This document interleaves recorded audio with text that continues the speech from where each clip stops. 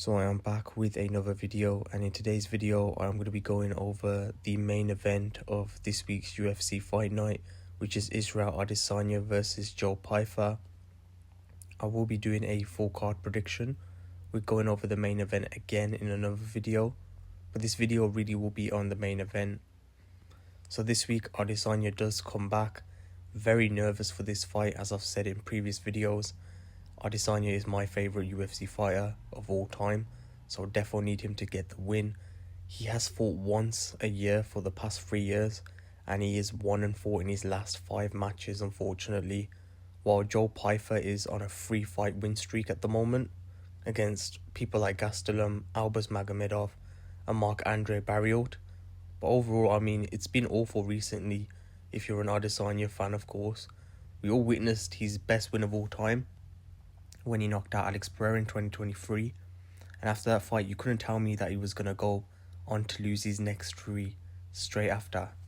But anyways, going on to Israel Adesanya's fighting style and the skills he brings into this fight. First off is elite striking accuracy and precision, being one of the most precise strikers in MMA history. And the thing is, he doesn't just throw volume in his shots, they are usually quite damaging. And of course, as Izzy is a counter striker, usually his counters of right and check hooks land perfectly and are timed, especially for example in the Alex Pereira fight.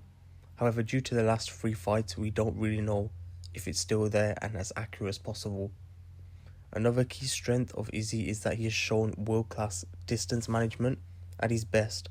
Like, nobody really controlled the range like he did, and this is what made him dominate fighters such as Robert Whittaker, in which in the first fight against Robert Whittaker, he just stood outside the reach and then punished him when he stepped in, all whilst using feints and footwork to stay safe. And this is like vital for Izzy against Pyfer, as Pyfer has a lot of power in his hands, so he does need to keep quite a good distance. Another thing that Adesanya really does is he utilizes good calf and body kicks, which are usually fast and hard to read, and he usually sets them up with feints, and this will be great at controlling the distance and stop forward power against Pyfer to an extent. And the best we have seen Izzy use this was against Paulo Costa. However, the thing I've noticed with Adesanya is he doesn't throw enough calf and body kicks recently. In fights like Sean Strickland, he didn't really use leg kicks consistently, and most likely this was because of pressure, which of course disrupts this setup, as this was seen with Strickland. He was constantly walking Izzy down and had constant pressure. And if Pyfer does the same, I could see him conveniently winning the fight, unfortunately. Now moving on to the weaknesses of Adesanya's fighting style. Number 1 is hesitation and low output. And this is one of the biggest issues quite lately. He's not doing too much. Like against Sean Strickland, he was outworked and didn't throw enough to actually win many rounds. And he's become more reactive than proactive, kind of waiting for the perfect counters that don't always come. And this used to be fine when opponents feared his style and was fearing his ability to counter them. But now fighters are like pressuring him more compared to when like Marvin Vettori and Jared Cannonier fought him. Another thing about Adesanya is that he struggles with pressure fighters. Like, pressure is becoming a real big problem to him, as fighters like Strickland and Dricus du Plessis walked him down. So instead of controlling distance like before, he's getting backed up and stuck on the cage. So when he's forced backwards as well, his striking also becomes less effective. So this is a major problem with Adesanya when he fights now recently. And as well as this, when opponents get close boxing range, his boxing defense is awful. His head movement is limited. He relies more on lean backs and reactions instead of tight guard slips. And his hands can be a bit low when defending punches. And this bad boxing defense is going to be awful against Joe Pyfer, who has more power in punches than Nasruddin Imavov and most of the division. So when someone like Nasruddin Imavov stepped in aggressively, he didn't always roll or slip punches like a pure boxer. He got caught straight away by shots or hooks. So this is probably the biggest weakness of Adesanya. Like, his boxing defense is not good at all. Another problem is Israel Adesanya's durability and the amount of damage he's taken, as he's taken more clean shots in recent fights He's got dropped badly by Strickland and finished by Imavov.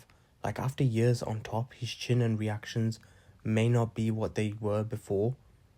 Another problem with Adesanya is predictability in style. So his style is very kickboxing heavy and rhythm based, and fighters are beginning to read his feints and timing, Strickland especially, who neutralized his usual setups by just staying disciplined, and he hasn't evolved much as the division around him has, so everyone really predicts Adesanya's style quite easily now and are able to counter that style. So moving on to Joe Pyfer's strengths in his fighting style. His biggest strength, of course, is his knockout power, and this isn't just normal power. He can literally end a fight with one clean shot. A clear example is his fight against Al Hassan, where he landed a huge right hand and finished the fight decisively. And against Israel Adesanya, this is quite dangerous, and as said previously, because Adesanya sometimes leans back or keeps his hands low, which will create openings for Pyfer to land a powerful punch. And another key strength is his pressure. Pyfer doesn't just stand and wait, he's constantly walking opponents down and forces them backwards, and you can see this with his fight against Gerald. I ain't gonna bother saying the second name, where he kept pushing forward and didn't allow space. And we've already seen how effective pressure can be against Adesanya in his fight with Strickland, who constantly stayed in his face and disrupted his rhythm. So Pyfer can literally apply that same kind of pressure again. Another thing about Joe Pyfer is his physical strength, especially in the clinch. In the Gerald fight, Pyfer showed how strong he is by controlling positions and overpowering him in close exchanges, and this benefits him against Israel Adesanya because Adesanya isn't at his best in tight physical situations, so Pyfer can wear him down. Finally, his opportunistic grappling adds another layer. In his fight against Al Hassan, after hurting him, he was able to capitalize and finish the fight, showing he can take advantage when openings appear. And we also saw Adesanya struggle in grappling situations against Dricus du Plessis. Like, I couldn't believe how easy it was for Dricus du Plessis to submit Israel Adesanya. It was just far too easy, it seemed, which means Pyfer has another path to win if the fight goes there.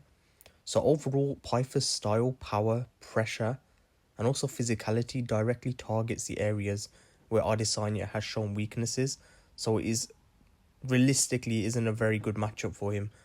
So now moving on to Joe Pyfer's weaknesses. One of his biggest weakness is his cardio. So in his fight against Shaka Manson, he did start quite strong, but he began to slow down as the fight went on, especially in the later rounds. And this is important against Israel Adesanya because Adesanya is very experienced in 5-round fights and is excellent at managing his energy. So if Pyfer slows down, Adesanya can take over in the later rounds with his striking and movement. So another weakness I've seen in Joe Pyfer is his defense, particularly when he's pressuring forward. Pyfer really relies on his aggression, but this can leave him open to clean shots against Hermansson, for example. He was getting hit more as the fight went on, and this benefits Adesanya because he's one of the best counter-strikers in MMA, and he can punish those openings with a precise shot. Another weakness of Joe Pyfer is that his striking can also be a bit predictable at times.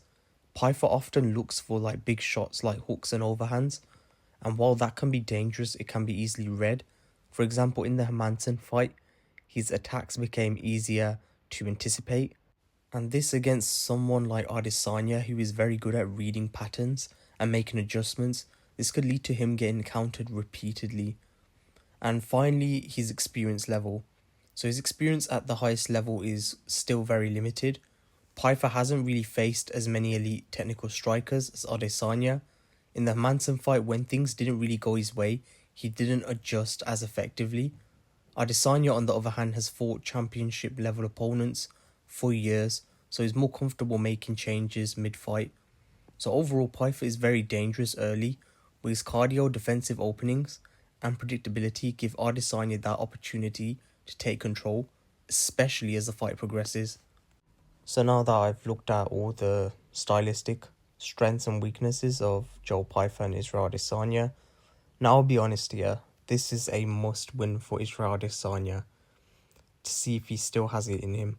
If he does lose, it is over in my opinion. As a fan of Adesanya, and I'm sure others will say this, you'd rather have Izzy retire than continuously losing and damaging his UFC career, if you think of it, because no one's really going to care about you winning the title and that if they see your record and they see 1-5.